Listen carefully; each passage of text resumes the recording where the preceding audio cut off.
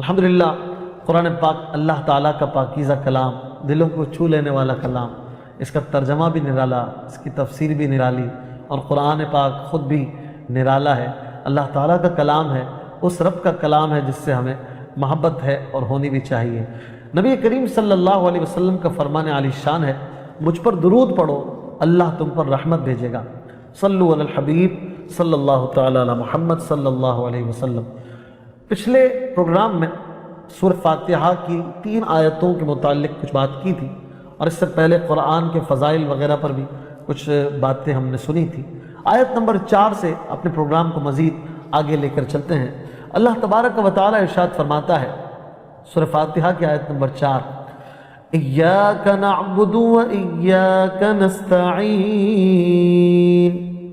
ترجمہ، ہم تیری ہی عبادت کرتے ہیں اور تجھی سے مدد چاہتے ہیں۔ اس سے پہلی آیات میں بیان ہوا تھا کہ ہر طرح کی حمد و ثنا کا حقیقی مستحق اللہ تعالیٰ ہے، جو سب جہانوں کا پالنے والا، بہت مہربان اور رحم فرمانے والا ہے۔ اور اب اس آیت سے بندوں کو سکھایا جا رہا ہے کہ اللہ تعالیٰ کی بارگاہ میں اپنی بندگی کا اظہار یوں کرو کہ اے اللہ، ہم صرف تیری ہی عبادت کرتے ہیں، کیونکہ عبادت کا مستحق صرف تو ہی ہے، اور تیرے علاوہ کوئی اس کے لائق نہیں کہ اس کی عبادت کی جا سکے، اور حقیقی مدد کرنے والا بھی تو ہی ہے۔ تیری اجازت اور مرضی کے بغیر کوئی کسی کی کسی قسم کی ظاہری، باطنی، روحانی، جسمانی مدد کر ہی نہیں سکتا۔ عبادت کا مفہوم بھی بہت واضح ہے، سمجھنے کے لیے اتنا ہی کافی ہے کہ کسی کو عبادت کے لائق سمجھتے ہوئے اس کی کسی قسم کی تعظیم کرنا یہ عبادت کہلاتا ہے، اور اگر عبادت کے لائق نہ سمجھے تو وہ محض تعظیم کہلائے گی، عبادت نہیں کہلائے گی۔ جیسے نماز میں ہاتھ باندھ کر کھڑا ہونا عبادت ہے، لیکن یہی ہاتھ باندھ کر اپنے ماں باپ کے آگے کوئی کھڑا ہو، اپنے ٹیچر کے آگے کوئی کھڑا ہو، تو یہ محض تعظیم ہے، اسے عبادت نہیں کہا جائے گا، اور دونوں کا فرق یہ واضح ہے۔ اسی طرح اس آیت مبارکہ میں اللہ تعالیٰ نے جمع کے صیغے کے ساتھ ہمیں تعلیم فرمائی کہ یوں کہو اِيَّاكَ نَعْبُدُ، ہم تیری ہی عبادت کرتے ہیں۔ اس سے ناظرین معلوم ہوا کہ نماز جماعت کے ساتھ ادا کرنی چاہیے، اور دوسروں کو بھی عبادت میں شریک کرنے کا فائدہ یہ ہے کہ گناہ گاروں کی عبادتیں اللہ تعالیٰ کی بارگاہ میں مقبول اور محبوب بندوں کی عبادتوں کے ساتھ جمع ہو کر قبولیت کا درجہ پالیں گے۔ یہ بھی پتہ چلا کہ اللہ تعالیٰ کی بارگاہ میں اپنی حاجت پیش کرنے سے پہلے اپنی بندگی کا اظہار کرنا چاہیے، اپنی عاجزی کا اظہار کرنا چاہیے۔ امام عبداللہ بن احمد نصفی رحمۃ اللہ تعالی علیہ فرماتے ہیں، عبادت کو مدد طلب کرنے سے پہلے ذکر کیا گیا، کیونکہ حاجت طلب کرنے سے پہلے اللہ تعالیٰ کی بارگاہ میں وسیلہ پیش کرنا قبولیت کے زیادہ قریب کر دیتا ہے۔ اسی طرح ہر مسلمان کو چاہیے کہ وہ اپنی حاجات کے لیے، اپنی دعاؤں کے لیے وسیلہ پیش کیا کرے۔ اللہ تبارک و تعالیٰ قرآن مجید سورہ مائدہ میں فرماتا ہے، یا ایھا الذین آمنوا اتقوا اللہ وابتغوا الیہ الوسیلہ، اے ایمان والو، اللہ سے ڈرو اور اس کی طرف وسیلہ ڈھونڈو۔ اور سنن ابن ماجہ میں ہے، نبی کریم صلی اللہ علیہ وسلم کے ایک صحابی بارگاہ رسالت صلی اللہ علیہ وآلہ وسلم میں حاضر ہو کر دعا کے طالب ہوئے۔ آپ صلی اللہ علیہ وسلم نے انہیں اس طرح دعا مانگنے کا حکم دیا، جس کا ترجمہ کچھ یوں ہے، اے اللہ عز و جل، میں تجھ سے سوال کرتا ہوں اور تیری طرف نبی رحمت محمد مصطفیٰ صلی اللہ علیہ وآلہ وسلم کے ساتھ متوجہ ہوتا ہوں۔ اے محمد، میں نے آپ کے وسیلے سے اپنے رب کی طرف اپنی اس حاجت میں توجہ کی تاکہ میری حاجت پوری کر دی جائے۔ اے اللہ، پس تو میرے لیے حضور کی شفاعت قبول فرما۔ مدنی چینل کے ناظرین، اس حدیث پاک میں جہاں وسیلے کی ترغیب ہے کہ وسیلہ پیش کیا جائے اللہ تعالیٰ کی بارگاہ میں، وہیں پر ایک اہم مسئلہ بھی امام اہل سنت اعلیٰ حضرت امام احمد رضا خان رحمۃ اللہ تعالی علیہ نے بیان فرمایا، جب اس حدیث کو ذکر کیا، اور یوں بیان فرمایا کہ چونکہ نبی کریم صلی اللہ علیہ وسلم نے جب تعلیم دی تو اپنے لیے فرمایا کہ یا محمد کے ذریعے آپ دعا کیجئے اور آپ کی دعا قبول ہوگی، لیکن جب امتی دعا کرے تو یا محمد کہہ کر دعا نہ کرے، یعنی یا محمد دعا میں نہ کہے بلکہ یا رسول اللہ کہے، یا رسول اللہ انی اتوجہ بک الی ربی۔ تو اس طرح سے دعا میں جب یہ دعا جو ناظرین پڑھنا چاہیں تو اس میں یا محمد کے بجائے یا رسول اللہ یا حبیب اللہ وغیرہ کا اضافہ کر لے۔ اور اعلیٰ حضرت فرماتے ہیں کہ محل انصاف بھی یہ ہے کہ جسے رب تبارک و تعالی اس کا بنانے والا خالق و مالک اس کے نام سے یاد نہ کرے، جیسے کہ قرآن مجید آپ اٹھا لیجئے، کہیں پر بھی نبی کریم صلی اللہ علیہ وآلہ وسلم کے لیے یا محمد آپ کو نہیں ملے گا۔ آپ کو یا ایھا النبی ملے گا، یا ایھا الرسول ملے گا، یا ایھا المزمل ملے گا، یا ایھا المدثر ملے گا، لیکن یا محمد نہیں ملے گا۔ اللہ تعالیٰ نے اپنے حبیب علیہ السلام کی عظمت کو اس طرح سے واضح کیا، تو جب رب تعالیٰ نام لے کر نہیں پکارتا ہے تو امتی کو بھی چاہیے کہ یا رسول اللہ وغیرہ کے الفاظ کہے۔ اسی طرح یہ بھی پتہ چلا کہ حقیقی مدد جو ہے وہ اللہ تبارک و تعالیٰ ہی فرماتا ہے، لیکن اللہ تعالیٰ کی عطا سے اس کے بندے بھی مدد فرما سکتے ہیں۔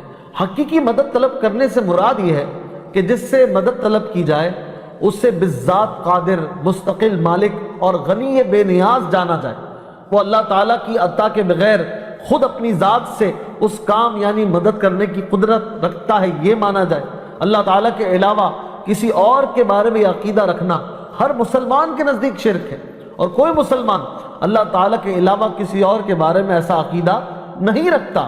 اور اللہ تعالیٰ کے مقبول بندوں کے بارے میں مسلمان یہ عقیدہ رکھتا ہے کہ وہ اللہ کی بارگاہ تک پہنچنے کے لیے واسطہ اور حاجات پوری ہونے کا وسیلہ اور ذریعہ ہے۔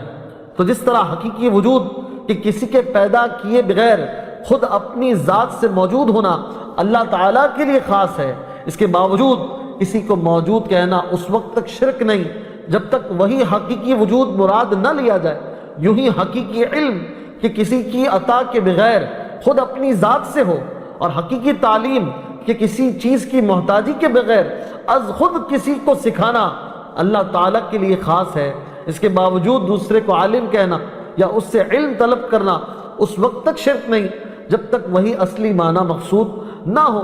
تو اسی طرح کسی سے مدد طلب کرنے کا معاملہ ہے کہ اس کا حقیقی معنی اللہ تعالیٰ کے ساتھ خاص ہے، اور وسیلہ و واسطہ کے معنی میں اللہ کے علاوہ اوروں کے لیے بھی ثابت ہے اور حق ہے، بلکہ یہ معنی تو غیر خدا ہی کے لیے خاص ہیں، کیونکہ اللہ تعالیٰ وسیلہ اور واسطہ بننے سے پاک ہے۔ مزید اللہ تبارک و تعالیٰ کے نیک بندوں کی مدد کرنے کے حوالے سے اور ان پر اللہ تعالیٰ کی عطاؤں کے حوالے سے اگر آپ مزید ڈیٹیل میں پڑھنا چاہیں تو امام اہل سنت اعلیٰ حضرت رحمۃ اللہ تعالیٰ علیہ کی ایک بڑی زبردست کتاب ہے برکات الامداد لأہل الاستمداد، اس کو فتاوی رضویہ شریف سے حاصل فرمائے اور اسے پڑھیں، انشاءاللہ اس کی برکتیں آپ کو حاصل ہوں گی۔ اسی طرح مدنی چینل کے ناظرین، قرآن پاک میں اللہ تعالیٰ نے خود بیان فرمایا کہ مسلمانوں کی بدر میں فرشتوں نے مدد فرمائی، یہ بھی تو غیر خدا کی مدد کرنا ہے۔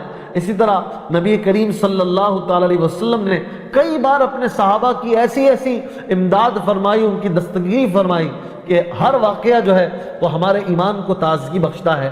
جیسے کہ ایک بار نبی کریم صلی اللہ علیہ وسلم نے تھوڑے سے کھانے سے پورے لشکر کو سیر کر دیا، ایک بار ایک چھوٹے سے دودھ کے پیالے سے 70 صحابہ کو سیر کر دیا، اسی طرح انگلیوں سے پانی کے چشمے جاری کر کے 1400 یا اس سے بھی زیادہ افراد کو سیراب کر دیا، لعاب دہن سے کسی کی آنکھ جوڑ دی، کسی کا ہاتھ جوڑ دیا، کسی کے پاؤں کو جوڑ دیا، یہ سب بھی تو مدد کرنا ہے، اور یقیناً یہ اللہ تعالیٰ کی عطا کے ذریعے ہی ممکن ہوا۔ اگلی آیت مبارکہ کی طرف چلتے ہیں۔ اللہ تعالیٰ فرماتا ہے آیت نمبر 5 سورہ فاتحہ، اہدنا الصراط المستقیم، یعنی ہمیں سیدھے راستے پر چلا۔ ناظرین، اللہ تعالیٰ کی ذات اور صفات کی معرفت کے بعد اب یہاں سے دعا سکھائی جا رہی ہے کہ بندہ یوں عرض کرے، اے اللہ تو نے اپنی توفیق سے ہمیں سیدھا راستہ دکھا دیا، اب ہماری اس راستے کی طرف ہدایت میں اضافہ فرما اور ہمیں اس پر ثابت قدم رکھ۔ صراط مستقیم سے مراد کیا ہے؟ یہ بھی ایک سوال ہے۔ علماء نے لکھا کہ اس سے عقائد کا سیدھا راستہ مراد ہے جس پر تمام انبیاء اکرام علیہ السلام چلے، یا اس سے مراد اسلام کا سیدھا راستہ ہے جس پر صحابہ اکرام رضی اللہ تعالیٰ عنہم، بزرگان دین اور اولیاء عظام رحمت اللہ تعالیٰ علیہم اجمعین چلے، اور یہ راستہ اہل سنت کا راستہ ہے۔ آج تک اولیاء اکرام علیہم الرحمہ صرف اسی مسلک کے اہل سنت میں گزرے ہیں، اور اللہ تعالیٰ نے انہی کے راستے پر چلنے اور انہی کے ساتھ ہونے کا فرمایا ہے۔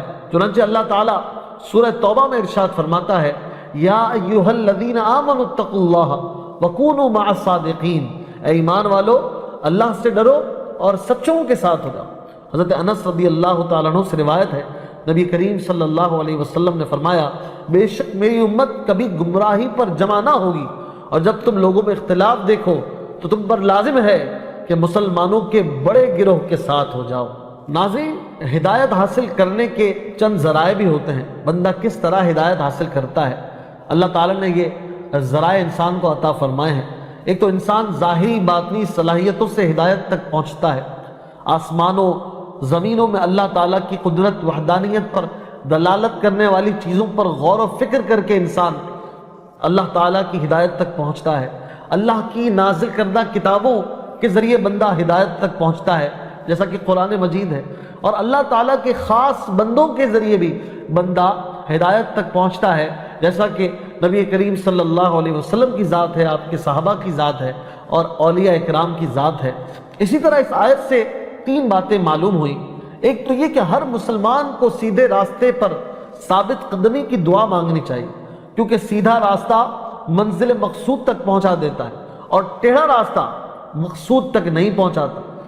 اللہ تعالیٰ ارشاد فرماتا ہے کہ عقل والے اس طرح دعا مانگتے ہیں، ربنا لا تزغ قلوبنا بعد اذ ہدیتنا وہب لنا من لدنک رحمہ انک انت الوہاب، یعنی اے ہمارے رب تو نے ہمیں ہدایت عطا فرمائی، اس کے بعد ہمارے دلوں کو ٹیڑھا نہ کر اور ہمیں اپنے پاس سے رحمت عطا فرما، بے شک تو بڑا عطا کرنے والا ہے۔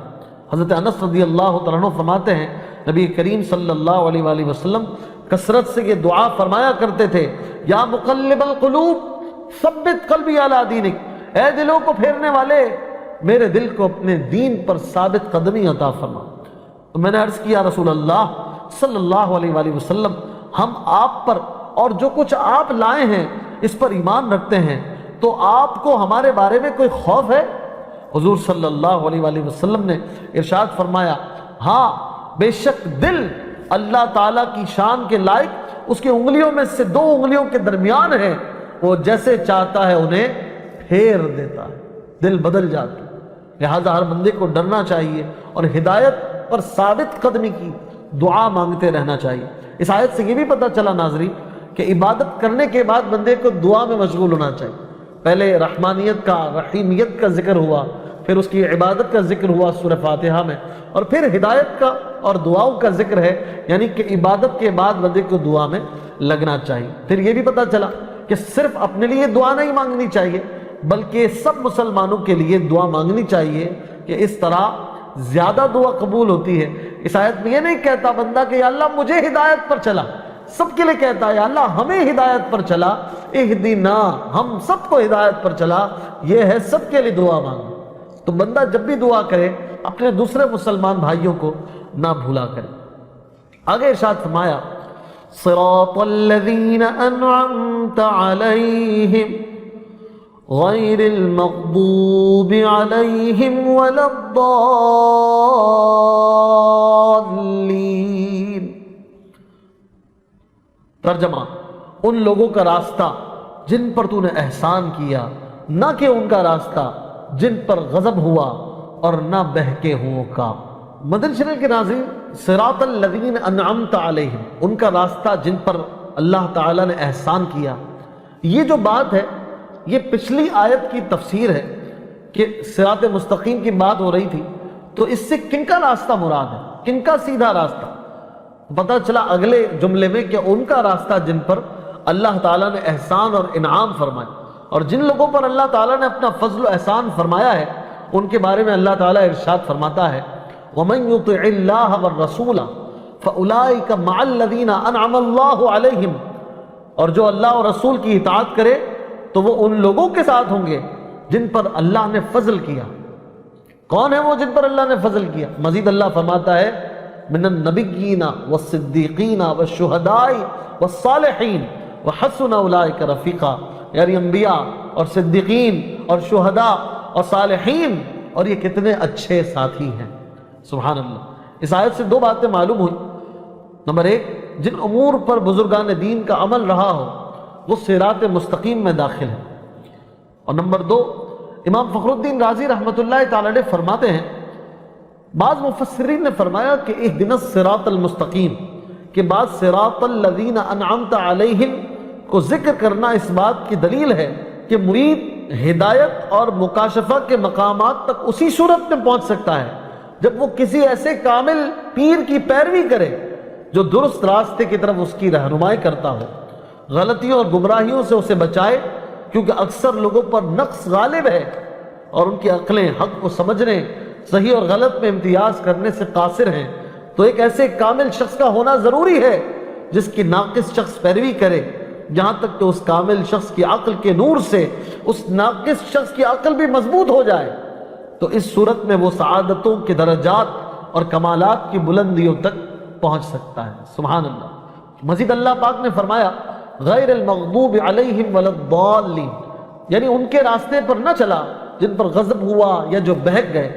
اللہ تعالیٰ نے ان سے مراد کن کو بیان فرمایا؟ بعض مفسرین نے فرمایا کہ غضب کے متعلق یہودیوں کے بارے میں بات آئی اور بہکے ہوئے سے مراد عیسائی لیے گئے، جیسا کہ ترمذی شریف میں نبی کریم صلی اللہ علیہ وسلم کی حدیث پاک اس طرح کے معنی میں موجود ہے۔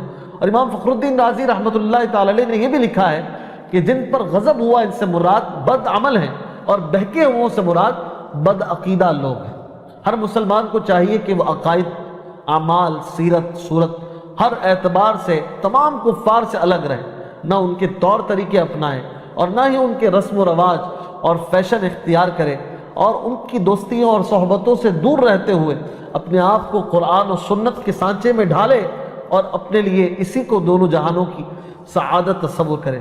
بعض لوگ ولضالین کو ناظرین ولضالین پڑھتے ہیں، غیر المغضوبی بھی پڑھتے ہیں۔ یاد رہے کہ ایسا پڑھنا حرام ہے۔ اعلیٰ حضرت امام احمد رضا خان رحمۃ اللہ تعالی علیہ فرماتے ہیں کہ ضاد، وا، ذال، زا سب حروف متباینہ متغائرہ، یعنی ایک دوسرے سے جدا جدا حروف ہیں، ان میں سے کسی کو دوسرے سے تلاوت قرآن میں قصداً بدلنا، اس کی جگہ اسے پڑھنا، نماز میں ہو خواہ نماز کے علاوہ، حرام قطعی اور گناہ عظیم ہے، اللہ تعالیٰ پر افتراء ہے اور اللہ تعالیٰ کی کتاب کو تبدیل کرنا ہے۔ تو ضاد پڑھا جائے گا، ضاد نہیں پڑھا جائے گا۔ ولضالین اس طرح پڑھیں گے، ولضالین یا غیر المغضوبی اس طرح نہیں پڑھیں گے۔ اگر کوئی جان بوجھ کے پڑھتا ہے تو وہ گناہ گار بھی ہوتا ہے۔ مزید اس حوالے سے اگر آپ کو پڑھنا ہو تو امام اہل سنت اعلیٰ حضرت رحمۃ اللہ تعالی علیہ کا فتاوی رضویہ شریف میں رسالہ موجود ہے، نعم الزاد لروم الضاد اور الجام الصاد عن سنن الضاد، اس حوالے سے آپ پڑھنا چاہیں تو ان رسالوں کو حاصل فرمائیں۔ جب سورہ فاتحہ مکمل ہوتی ہے تو ہم کہتے ہیں آمین۔ آمین کا مطلب کیا ہے؟ آمین کا معنی ہے ایسا ہی ہو، یا اس کا معنی ہے اللہ قبول فرما۔ تو یہ آمین جو ہے یہ قرآن پاک کا کلمہ نہیں ہے، سورہ فاتحہ کا حصہ نہیں ہے۔ نماز اور نماز کے علاوہ بھی جب سورہ فاتحہ ختم کی جائے تو آمین کہنا یہ سنت مبارکہ ہے۔ اور احناف کے نزدیک نماز میں آمین بلند آواز سے نہیں بلکہ آہستہ سے کہی جائے گی۔ سورہ فاتحہ مکمل ہوئی، اللہ تعالیٰ اس سورہ مبارکہ کی ہمیں برکتیں عطا فرمائے۔